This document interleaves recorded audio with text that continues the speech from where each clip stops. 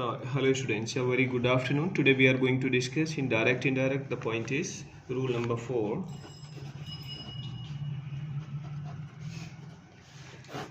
Imperative. What is imperative? If the sentence which is under inverted commas, the sentence which is under inverted commas, if that sentence is imperative, if that part is in imperative, how we will change it into indirect, right? So first, what is important, we should know what is imperative.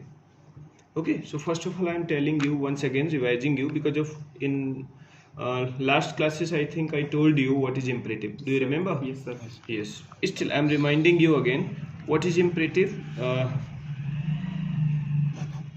In imperative sentences,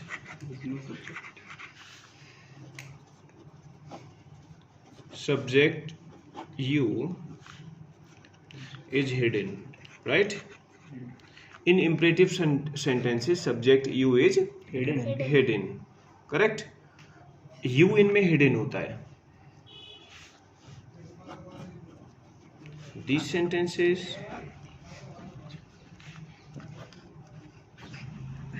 begins with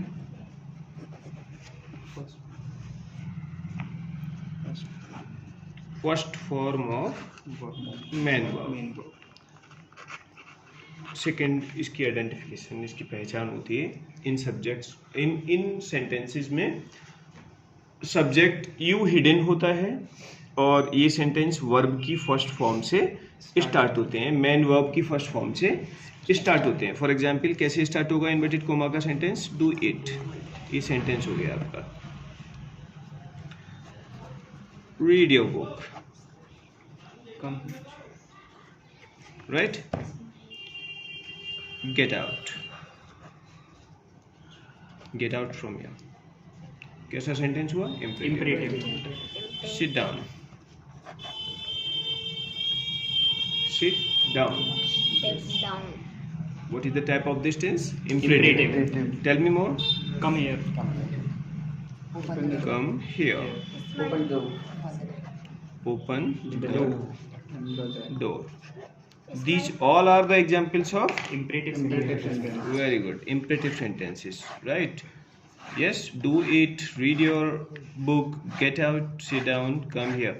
All sentences are starting with first form of main verb. See, you are watching, ये सभी किससे start हुए? do, read, get, sit, come, open, many more. इसी तरीके से बहुत सारे sentences आप बना देते हैं.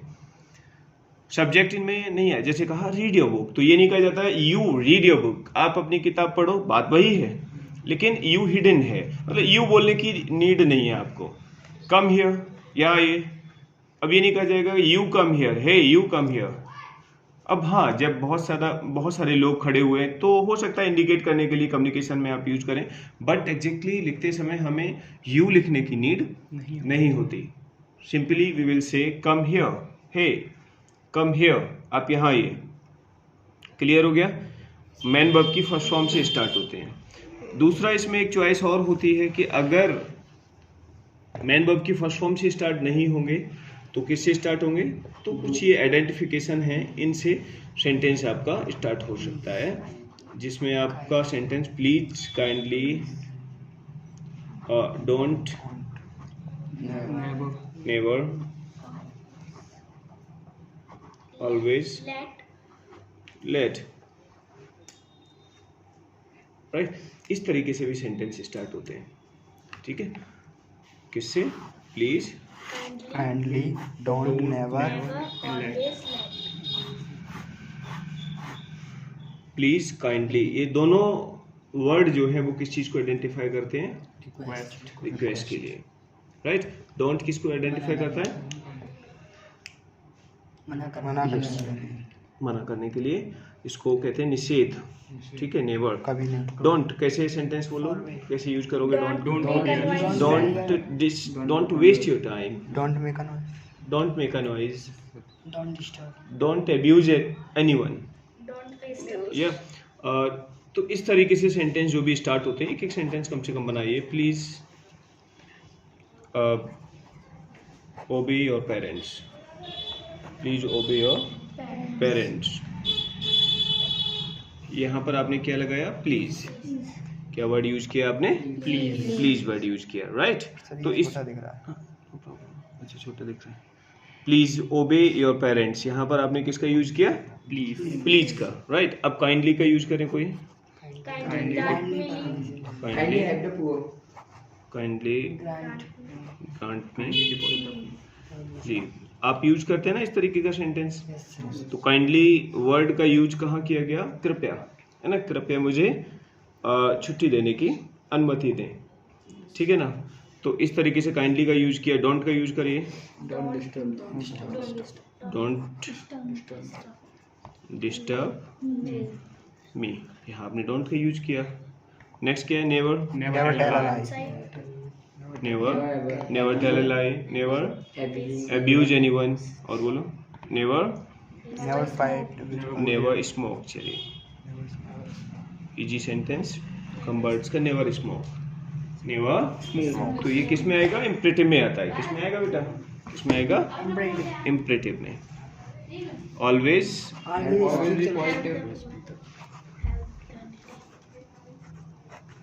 हेल्प द पुअर या नीडी।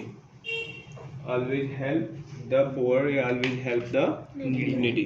तो यहाँ पर आपने ऑलवेज का यूज किया। लेट से बोलो। Let me do it. Let me do it, और बोले Let me go. Let me go, और बोले। Let me go. इस तरीके से बहुत सारे सेंटेंसेज आप बना सकते हैं ना। Yes. लेट का मीन क्या होता है? दीजिए। This word is also identifying for the word for दीजिए और फॉर परमिशन। ओके, आप इस तरीके से सेंटेंसेस को बनाते हैं। लेट अस का भी यूज किया जाता है ना। लेट अस से बना सकते हैं आप, जैसे let us Go for a walk. Go for a walk, for a walk. तो इट्स आल्सो इम्परेटिव। कैसा हुआ बेटा ये? इम्परेटिव। लेट के बाद ये ऑब्जेक्ट आ रहा है ना, अस आ रहा है ना, तो ये कैसा हुआ आपका? इम्परेटिव। गुड। कैसा हुआ? Imperative sentence. तो इस तरीके से अगर कोई भी सेंटेंस आपको आता है, और specially if we talk about in communication also, in communication we use many more sentences in daily practical life if we are talking in English. What when we talk about to change the sentence into indirect, then firstly we have to identify the sentence ki how we know that this sentence is imperative. Correct? Now the rule how to, this was only the identification कि किस तरीके के वाक्य आपके imperative कहलाते हैं। यहाँ पर केवल ये बताया मैंने, आपसे डिस्कस किया। अब हम यहाँ पर रूल डिस्कस करते हैं कि क्या रूल रहता है जब हम सेंटेंस को इम्परेटिव में, इम्परेटिव सेंटेंस को इनडायरेक्ट में चेंज करते हैं, है ना। देखिए,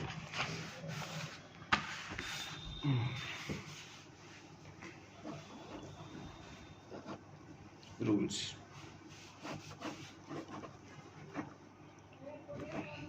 imperative into indirect, correct.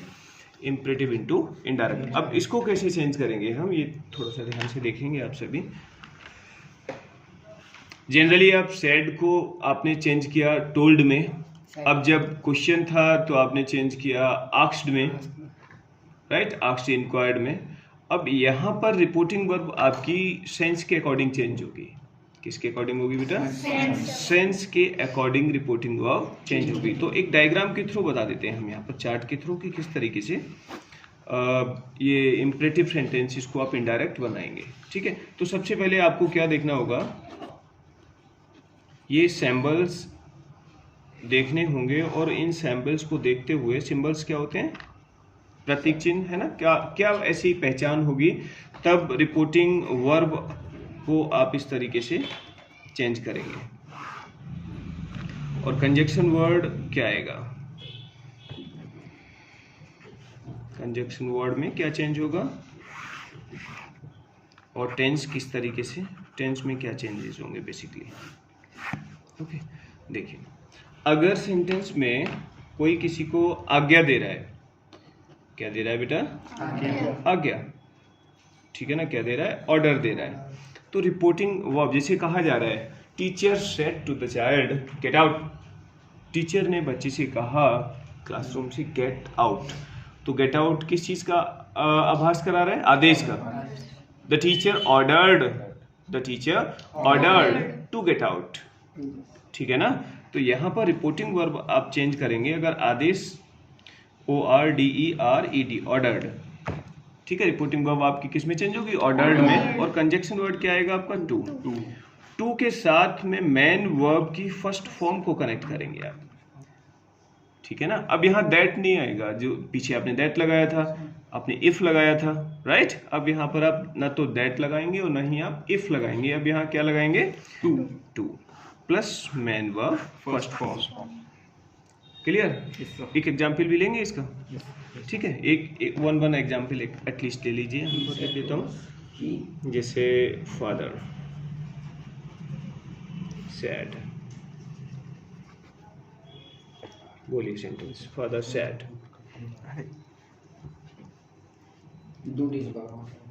To it right now. Do it right now, इसे अभी करिए।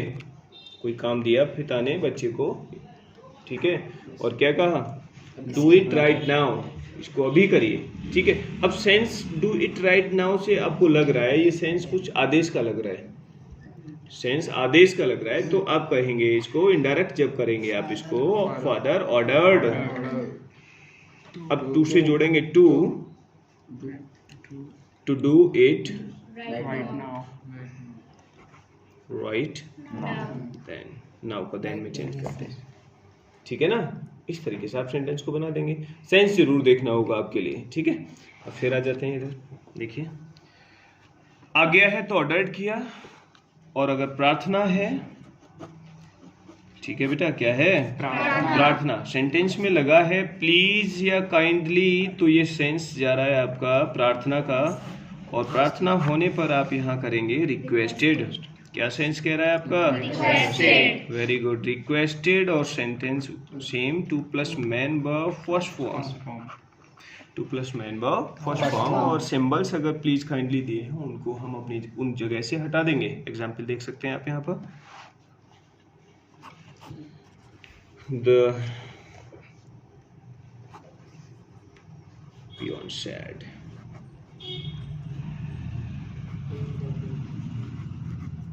kindly grant me leave. Kindly grant me leave. Clear? यहाँ पर आपने देखा क्या वर्ड लगा हुआ है? काइंडली ग्रांट मी लीव। और पियोन ने कहा, तो यहाँ आदेश का तो मतलब ही नहीं है। और काइंडली वर्ड किस चीज को रेफर कर रहा है? रिक्वेस्ट के लिए। अब जब आप इसको इनडायरेक्ट बनाएंगे, द पियोन रिक्वेस्टेड टू, अब ये काइंडली वर्ड हट जाएगा, ठीक है, क्योंकि ये रिक्वेस्टेड में इसका सेंस आ गया। To plus main verb first form, main verb क्या है? ग्रांट। टू ग्रांट मी है तो पियोन के अकॉर्डिंग आप चेंज कर देंगे to grant him. Very good, सही बनाया आपने बिल्कुल। To grant him leave, to plus verb की फर्स्ट फॉर्म से बाकी को कनेक्ट कर दिया, बन गया इंपरेटिव। ठीक है, नेक्स्ट आ जाए इस पर, अगला पॉइंट। अगर कोई किसी को सलाह दे रहा है, क्या दे रहा है बेटा? सलाह। क्या दे रहा है? सलाह। तो सलाह देने पर आप यहाँ पर करेंगे एडवाइज्ड। एडवाइज्ड क्या करेंगे?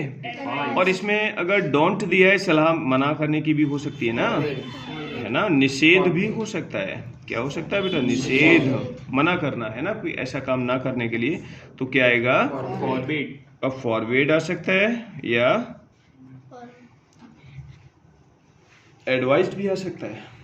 एडवाइज आएगा तो आएगा निषेध होने पर नॉट टू, क्या आएगा? Not to. और अदरवाइज अगर फॉरबिड लगाया है तो वही इसी तरीके से आएगा, to plus main verb first form.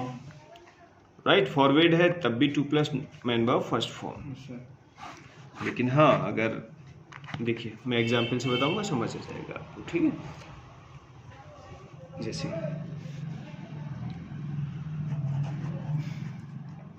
mother said to her son, mother said to her son, माँ ने अपने बच्चे से कहा डोंट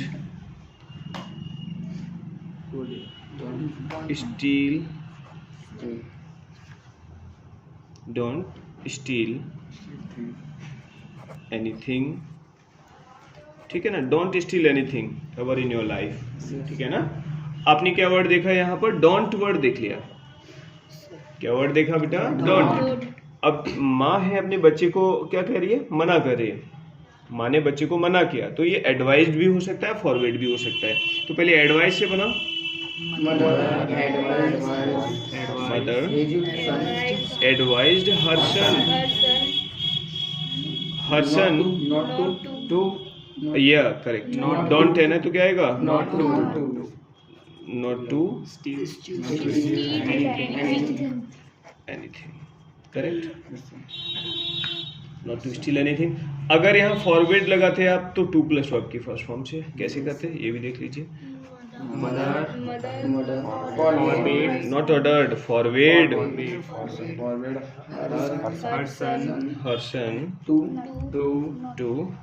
अब यहाँ नॉट टू ना लगाएं आप, यस सर। क्योंकि फॉरवर्ड का मीन क्या होता है, मना करना, मना कर दिया ना, यहाँ पर ही उसका सेंस आ गया, to steal anything, to steal anything, ठीक है। डोंट का यूज इस तरीके से करेंगे, अगर डोंट ना हो, ठीक है ना, तो जैसे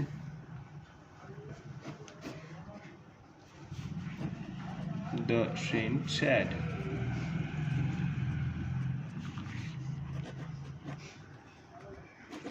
always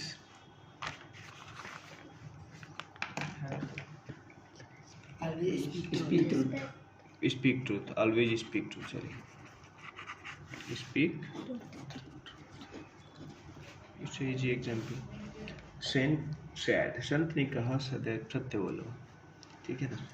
अब यहाँ पर आपने क्या वर्ड देखा, ऑलवेज वर्ड देखा, इसे आइडेंटिफाई कर लिया, इम्परेटिव है ये, कैसा है, ऑलवेज और नेवर वर्ड जो हैं उनको रिमूव, उनकी जगह से नहीं हटाया जा सकता, जैसे आपने प्लीज और काइंडली को हटाया, ये ध्यान रखने की बात है यहाँ पर, इसलिए एग्जाम्पल लिया, द सेंट एडवाइज्ड, क्या आएगा बेटा, एडवाइज्ड, यस ऑलवेज टू भी आएगा, ऑलवेज टू स्पीक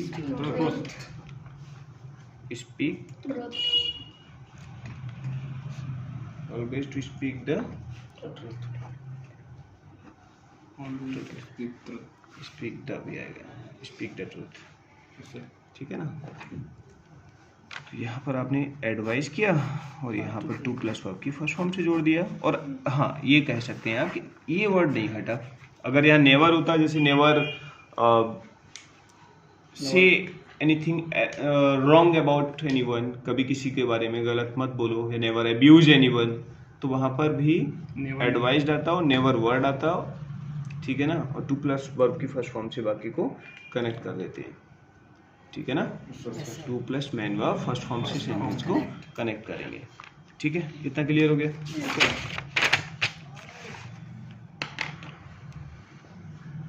दूसरा, अगर सेंटेंस आपका किससे स्टार्ट होता है, नेक्स्ट पॉइंट क्या रह गया, लेट से, ठीक है। लेट से बनने वाला सेंटेंस भी सलाह के लिए शो करता है, ठीक है, क्योंकि हमने इसमें ले लिया सलाह वर्ड के लिए, है ना, जिसमें एडवाइज्ड, नेवर और ऑलवेज का किया।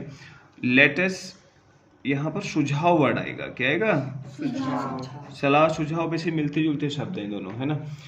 मेन बात है कि अगर सेंटेंस आपका लेट अस से स्टार्ट हुआ, ये ध्यान से समझिएगा, किससे स्टार्ट हुआ आपका, लेटस से, किससे स्टार्ट हुआ, तो लेटस से स्टार्ट होने पर आप यहाँ पर सजेस्टेड टू का यूज करेंगे या करेंगे प्रपोज्ड टू का यूज करेंगे, और यहाँ जो टू से बाकी को आप जोड़ते थे, यहाँ आएगा दैट दे शुड या दैट वी शुड, इस तरीके से सेंटेंस में आपका कंजक्शन वर्ड यूज किया जाएगा, दैट। ठीक है, तो देखिए इसका भी एग्जाम्पल देख लेते हैं, है ना। कैसे सेंटेंस होगा, बोलिए।